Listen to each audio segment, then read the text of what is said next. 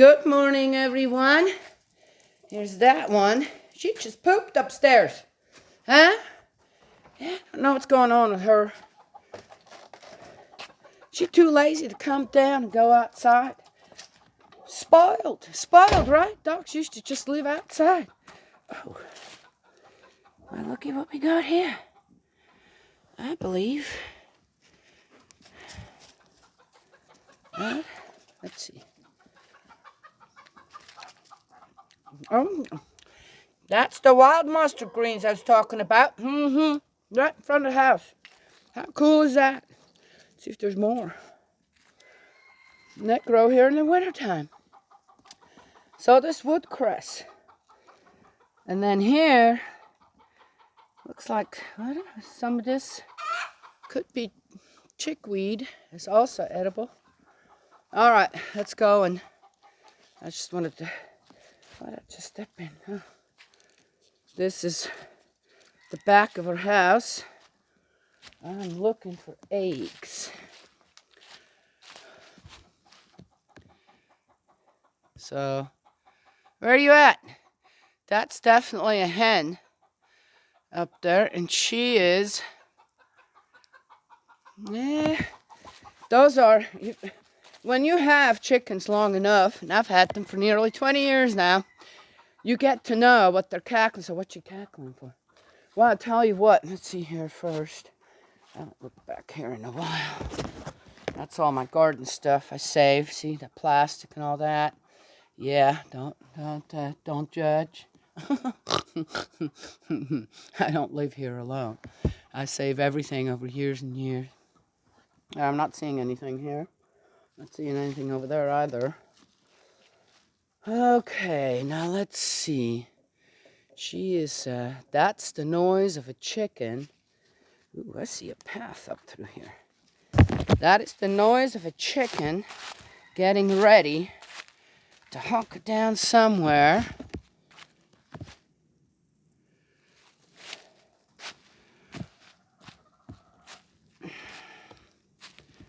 So beautiful. Look at all them rocks here. As I said, we live on top of a mountain. It's just beautiful. Just beautiful. Yeah. Look at that one tree laying all down, and it's got another tree growing up. Top of it. Yeah, you find. Oh, Burley. As I said, Burley says, yeah. Hi, girl, boy. Hi, boy. Yeah. Oh, does he do that with everyone? Nah. Burley knows who I am. Master of the house, master of it all. Let's see here. So today we're going to talk about diet. Oh, look at that. All the way through. I've had one hen lay actually right in there before it was all kind of tore out like that. And you see how there's, so the water rushes through on the bottom. Hey, just interesting. On it. Water just finds its way everywhere through. Oh, doesn't matter what you do. It's gonna go where it needs to go, or it finds a way. Yeah. We don't always like that, but that's got to go somewhere. All right, this is about where she was at. Where are you guys laying them eggs? Oh, I found them up here in the crevices in a hole. See up there? Do I want to go all the way up there?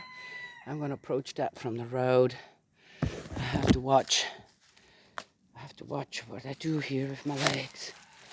And then all this stuff. Oh, this is still attached to the tree there. Oh, I got to bring a saw up here. All this, I clear this out every year and use it as kindling and firewood. You see that? And let's just throw it down there. See down there? Yeah. Oh. Yeah, like this. And I found now, or as I, watch out guys, Burlington.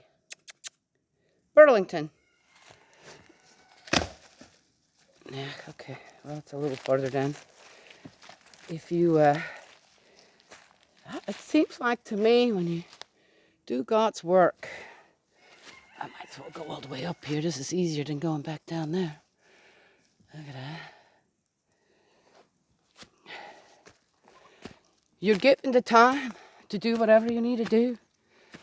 You always have enough. As I always say, live by needs, not by wants. So,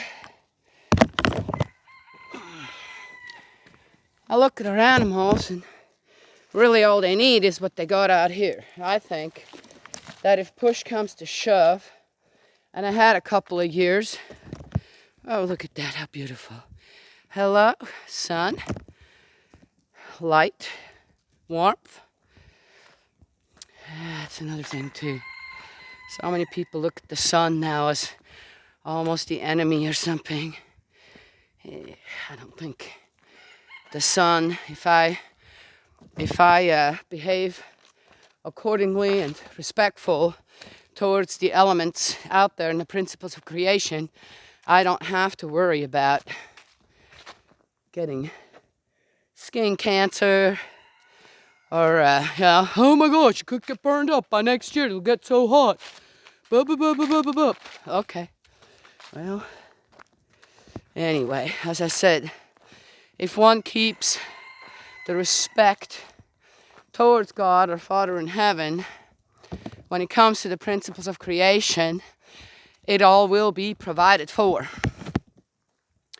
I thought, well, so far, we still get grain. Oh, excuse me, Maddie. We still get grain and corn. There's another pile of wood. Needs to be sawed up. It probably is good that it's just laying there for another year, because I found that some of the wood that we got is kind of, it ain't burning very well. It will burn, but, so this is good. You learn. Anyway, so we're above the barn now. Can I see all that? There's Chloe's, we painted the outhouse. I did one side, she did this side, which should have been on the other side because that's more visible. No, I'm not putting myself down. I just know who's better. Anyway. So, if I can't get any hay, we have enough room here, and our the way the winter is here, it isn't as detrimental as other places. So this is a perfect place to have animals, horses, this and that. And what if I can't? For one reason or another, I can't get hay or feed or corn. I believe that all the animals through the winter months or the harder times, they would make it, as I would. And the reason is because of the amazing, balanced way God made everything, created everything. And again, I guess it takes a person to live out. Oh, look how beautiful that is. It takes a person, look at that, to live out here for so many years and kind of is willing to, consider all scenarios. And the most virgin scenario would be you have to supply everything that you have, take care of, keep with what there is out here in God's beautiful nature world, right? Yes? Yeah. Number one, yeah, try to not bring certain things in that destroy the quality of what you got here. That's one main thing. The quality of things, right? Then, okay. Oh, sure, yeah. As I said, we live in a country where dear me, comfort over comfort, even for our animals. This little one's too lazy to go downstairs and outside to go poop now, right? Yes, oh. Well, because she knows, I look at her and go, hey, what was that for? But that's about it, right? Spoiled. Anyway, our horses, the pigs, the chickens, from what they live on, really, they could sustain themselves all through winter without me doing anything. Nothing. We've got the pond down there. There's the water. Amazingly, most animals' metabolism, just like a human's, will slow. As long as you got water, it'll slow down and use very little over cold winter months when it's the leaner months of the year to get all the goodies. Yeah. So, amazing to me in this country on what kind of freedom we've got to choose on what to eat. Really, when it comes down to it. I'm not going to talk about healthy or not healthy. You got the choice. You get to choose what to do, right? And according to that too, interestingly, people are happy, unhappy. I mean, okay, it messes with their heads. Oh, there is some. I might take care of that. Not because of me, but that's poison ivy. And there's some people allergic here. So, yeah, anyway. They could make it. I don't think that wouldn't be a problem. So I look at that, and I'm kind of, okay. So we kind of become dependent. Oh my gosh, what if I can't get feed? What if I can't get corn? And that's already kind of been questionable, right? In some stores that we go to get the feed, there's no corn. All right. The time here right now, it's hunting time. So, and corn is needed to attract the deer, right? Got it. But that was before as well. All right. Anyway, is it really a concern? Around here, I have to say, from what I've seen, no. Good morning, everyone. So it's about time. It's about time you got here. So, in a country like ours, where we can decide to gorge on whatever we want to, or decide to go on a diet, or this or that, right? Pretty amazing, right? Yeah. Well, on top of that, I wonder, would you guys go through? Yeah, they would go through some withdrawal. No, they wouldn't. They don't know what that is. And the one thing about that is that one of the reasons that I give them feed, and they don't get a whole lot. They get nothing like other people give their animals, okay?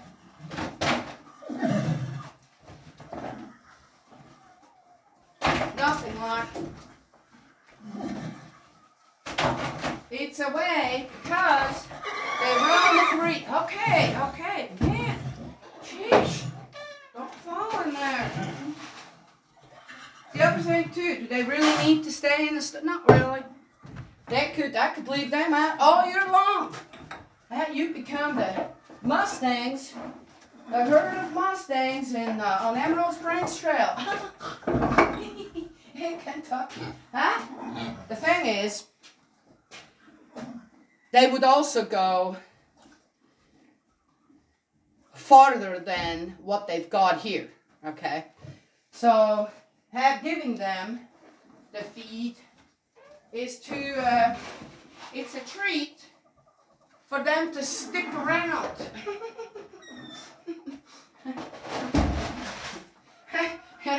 When people with horses, I've been around horses for almost 20 years as well. But people, because all horses, they're so this now, people are fooling yourself. A horse, I guarantee you, it is smart, but in a different way than people think. A horse will go with whatever, right? It's a comfort animal, per se. It likes comfort. But I tell you what, if you were to give a horse a choice on being locked up in a stall, this and that, and then, for exercise, they put him on these And so they can walk around. Man, I wonder what a horse is thinking when they do that. Then maybe it's got me again and something. What the heck? Why am I walking around in circles? Right? Okay, right? So, and then the blankets.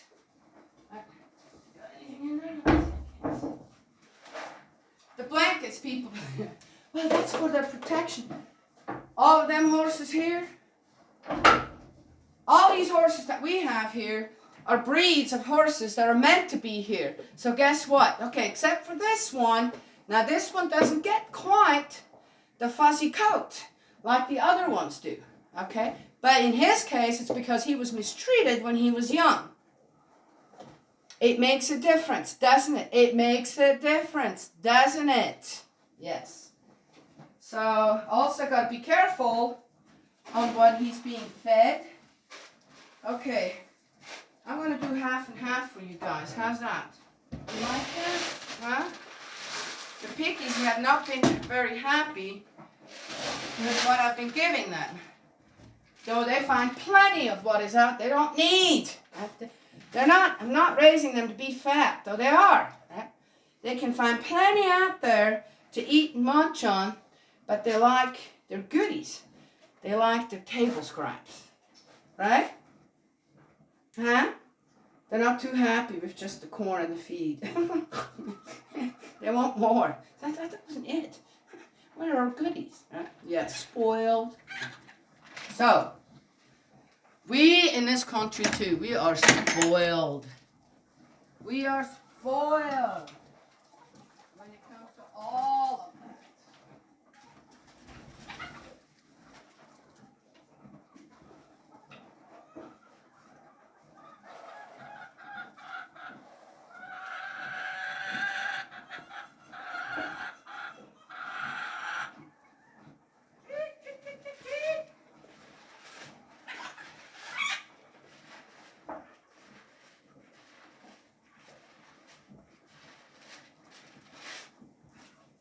So even the chickens.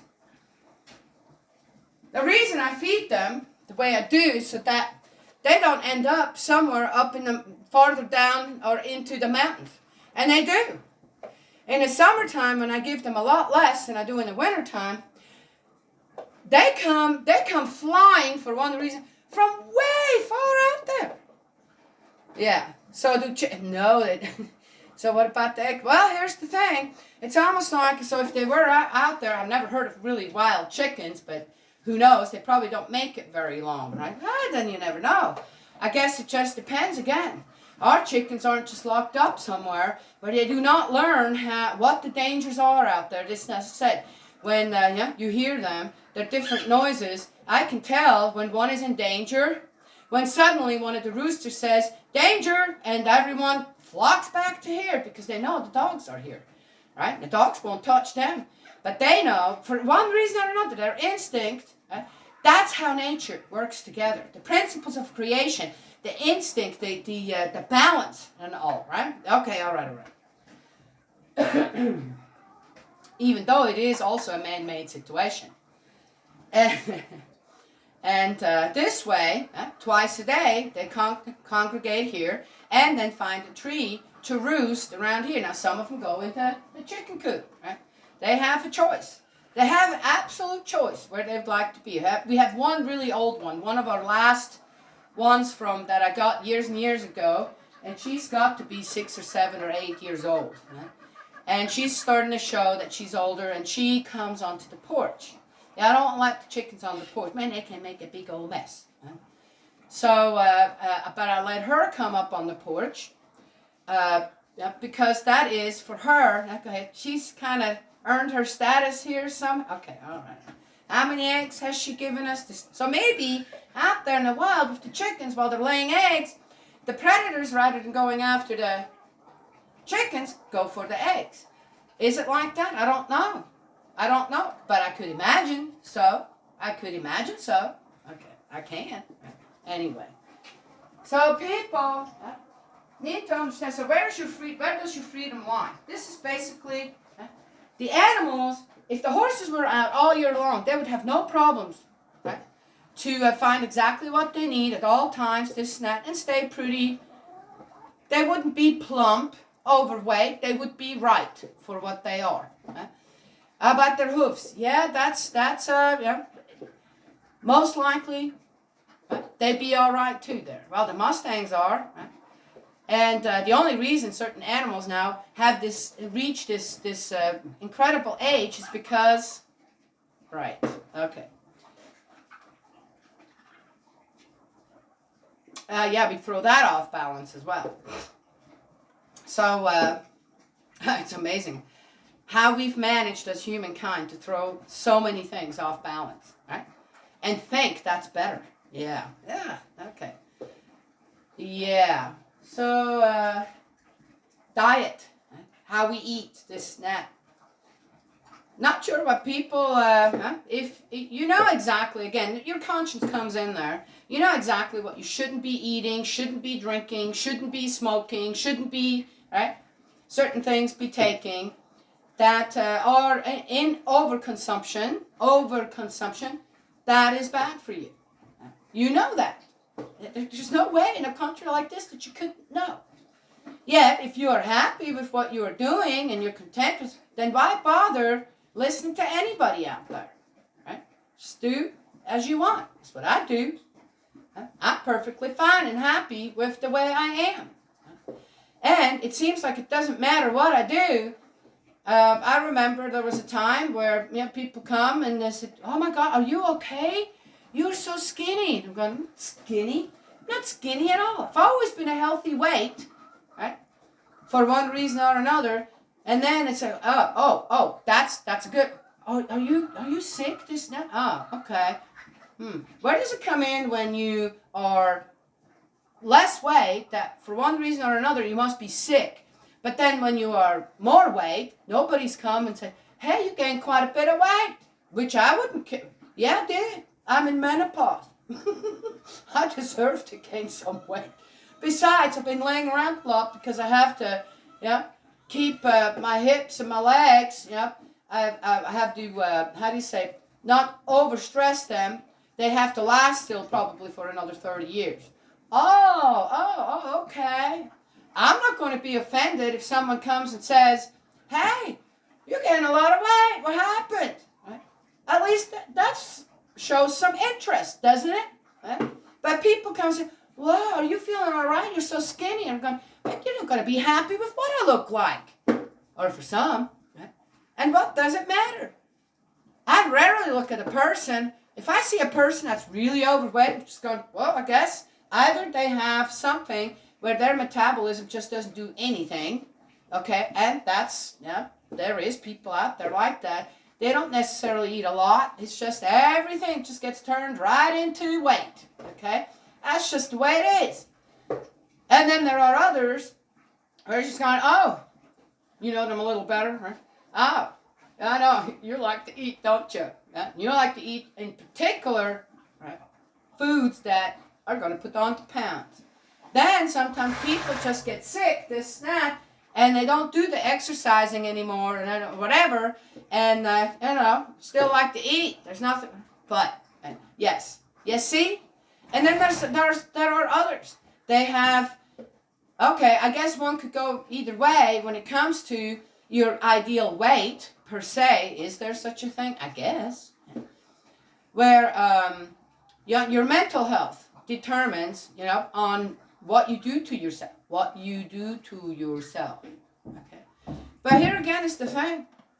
If you're good with whatever you're doing to yourself, per se, you're not hurting anybody else out there, and you're happy with, right?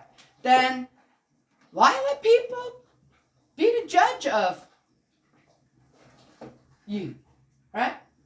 Again, animals, if it's okay, you guys are going to be out all year now, I'm going to close this down, his coat probably would get a lot more fluffy and dense during the winter, and sure not going to put a blanket on him. That's the worst thing you can do, because then he won't grow any of that overcoat, whatever. I'm coming, guys. You ready? Right? Right. Everybody has a mohawk. Cute. There he goes. Okay.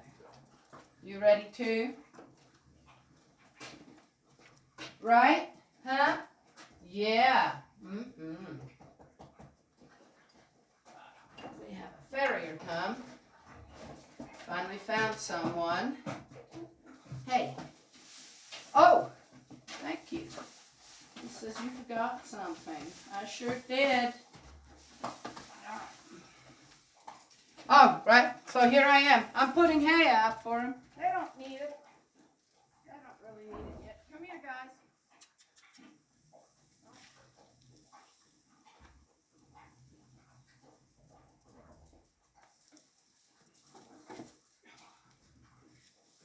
Here you go.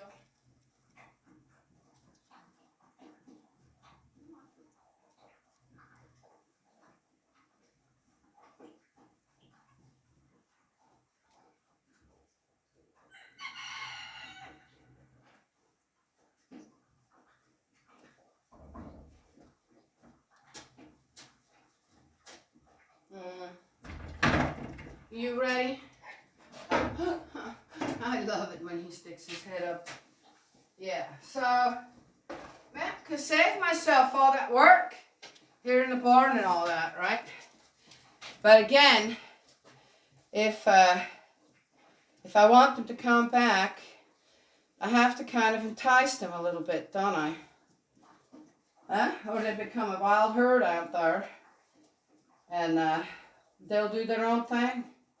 You really think they're all that happy to have us as owners? Huh? Yeah. And, yep. Oh, look at you, having a little hop in the step. You know, when you consider how many animals out there are abused, kept in cages, this and that, you really think that they're going to miss us? God has already provided for them out there with every need, and yep, there is a food chain there that I don't think they're aware of per se. They don't know, and it's a give and take that just keeps the principles of creation spinning out there. Yeah, interesting thought.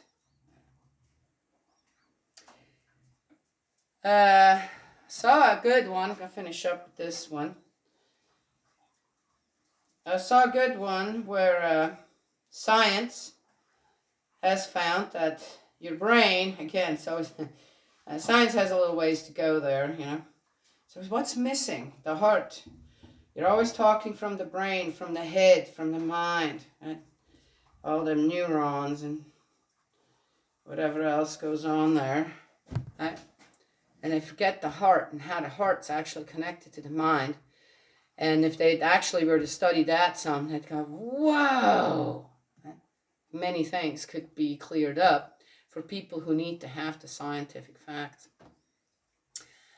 The brain, and I've talked about that before, but as I said, I always talk from the heart to mind.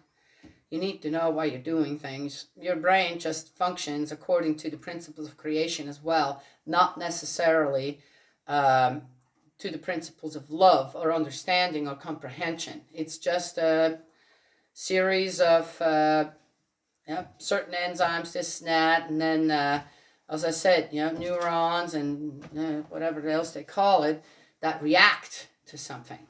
Yeah, well, that's a fact. It's only our heart. It is only our heart that reacts differently to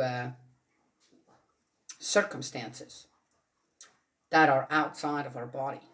Yeah. You ever watch a movie and suddenly your heart starts to constrict because of something that's happening there that you can relate to? Well, there you go. Okay. Or something happens in your life where your heart's in pain. Also the joy. Yeah? When your heart experiences absolute joy, right? Then you tear up as well. Why is that? Okay, all right, I'm just saying. So they found that when you have give and take, somewhat search for it as well, with the negative, and then you find an excuse to keep complaining and gossiping and this and that, and I said that finger pointing, then that's most likely what you will attract in your life. But if you do the opposite, look for the joy around you, look for the positive around you, look for the love available out there without having anything to do per se, even with a human being, if that is not available, then, and you practice that, you see, why would anyone need to practice that if your heart wasn't involved? Then your life will be more fulfilled, and your brain capacity, your brain activity starts to go in a different direction, where you find solutions, where you have that mindset to analyze things more clearly, less confused. Anyway. Okay, well, Charlie's ready to go out. Yeah. Go on, buddy boy. Yeah.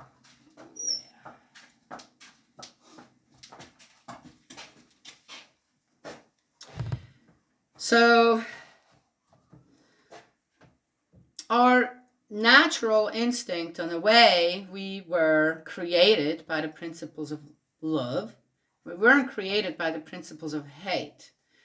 So our natural inclination, our original mind, will always go towards the positive. When we cannot do that and start to suddenly live in the negative per se, and find excuses for all the kinds of things that we're doing that we know full well aren't all that great for us, regardless if it's in the physical or the spiritual, then we're doing with ourselves exactly what we're doing with the principles of creation out there, for example, with horses, with dogs, with cats, and we take the environment from them, even domestic animals, to actually, chickens, do what they full well know how to do out there, which is survive. And the balance that goes with it when it comes to who survives and whose time's to go, kind of thing, right? Yeah. So interesting? Yeah, I think it's interesting. So just something to think about. Again, yeah. Well, how do you start? Okay, so you realize, yeah, I'm kind of, okay, yeah. It's one thing if you have an environment, again, I've said that before, choose your animals wisely. Take care of something that is happy in your surroundings, right? I mean, that you can give what it needs to have an acceptable life, right? At least 75% of what it is meant to live like when it comes to the principles of creation. Right? Yeah, so don't get a big old dog, a working dog, like a German Shepherd or a Doberman or a Pit Bull or, there's several other ones, in a small apartment. That's a bad idea. And then you work all day. Get something small, little lap dog, something that, just gets enough exercise running around in your apartment. And also them smaller breeds, they're they attach themselves to one person per se, and they're very content to just be with that one particular person, regardless of what the circumstances are.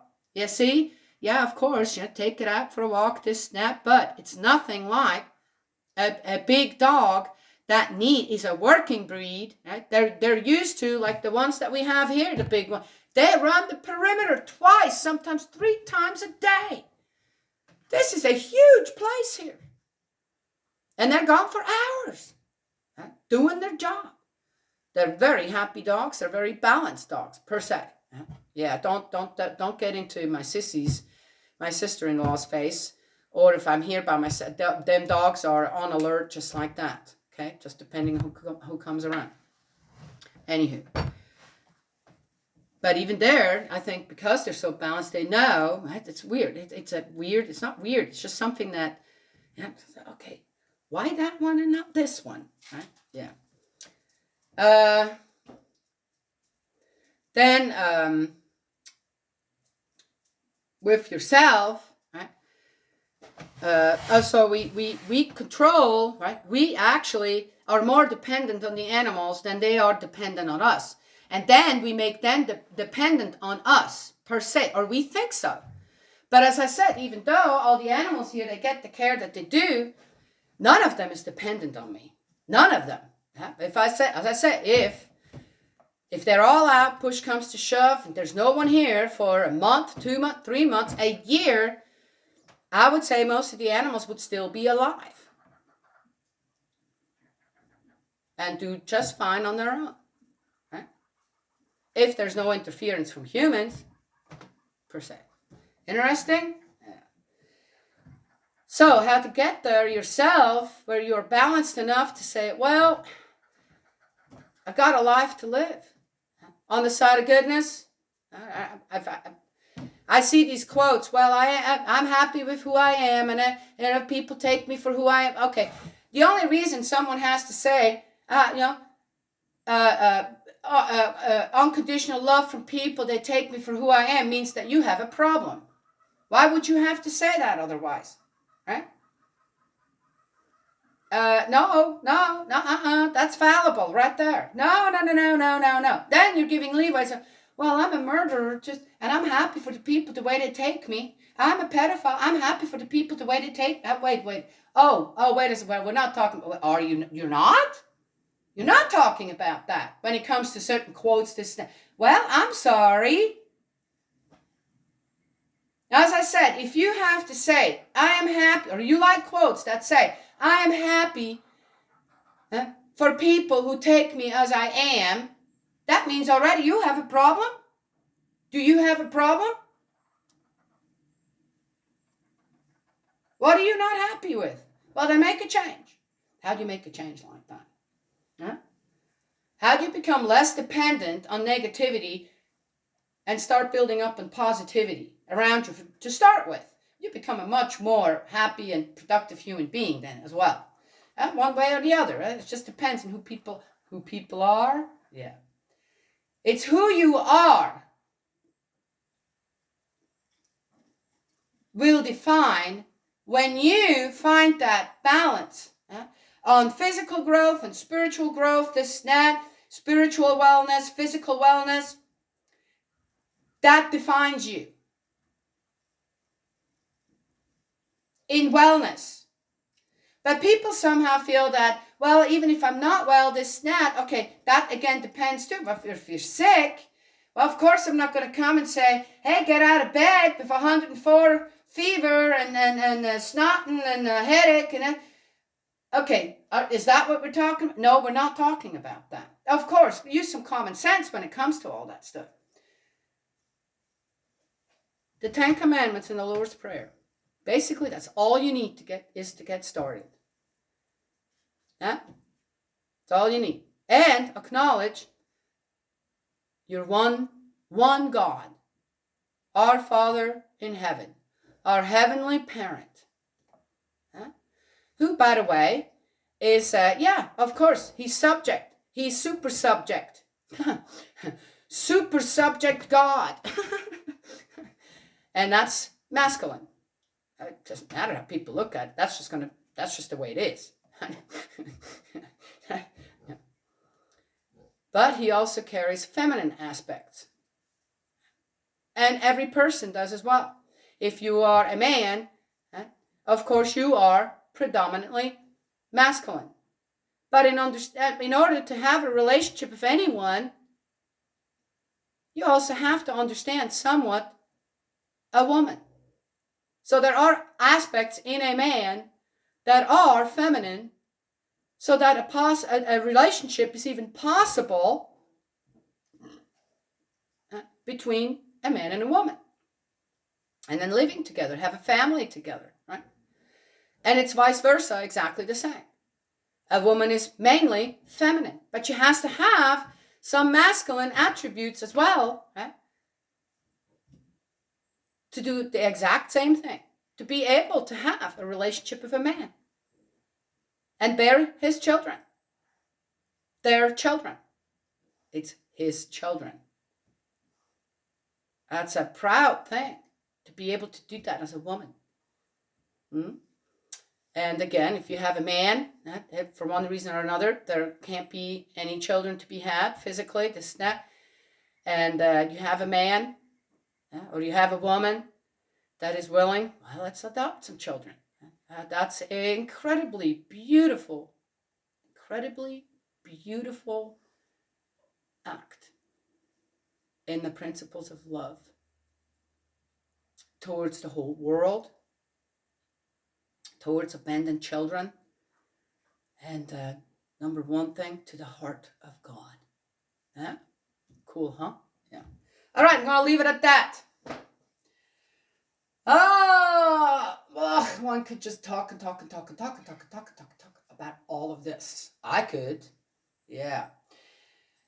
People rarely ask me,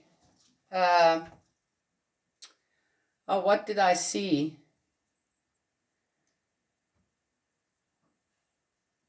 I saw a post say, I wish people would just ask me, about something, this, that. I'm looking at that. There's a reason people don't ask me. Because, man, I'd just be, okay, here we go. Rarely, what do you think about this or that? Okay, now people do, but the ones around me that are around me all this, you better beware what you ask her, because she'll sit you down and she'll talk for 2 or 3 hours, right? And okay, we'll fix it all for you, okay? Then it just depends if you want to take the advice or not. Well, anyway, so it's like, is that... I'm never shy for words. I'm never shy for trying to figure out with someone, okay, where do you need to go? This, or what is it? And what I can't stand is whiners, complainers, constantly. I'm happy to be a support and prayer, this and that, for someone in pain, right? Is it either physical or spiritual? This, that, no problem. And that should be shared. Hey, guys, I'm going through a rough time, but I don't need to hear the rest of it per se. Okay? I'm going, okay. Again, if it's on the side of goodness, you're going through a rough time because you're making certain choices out there you shouldn't be making. Then you're going to get my 3-hour talk. Okay. All right. I got to go and finish up here. It's a beautiful day out there, and I have a little bit more work to do in the wood. Maybe I'll get to it. We'll see. Just see how I feel about it. God's love and blessings always. And we'll talk to you another time. Chapter 12, part 2.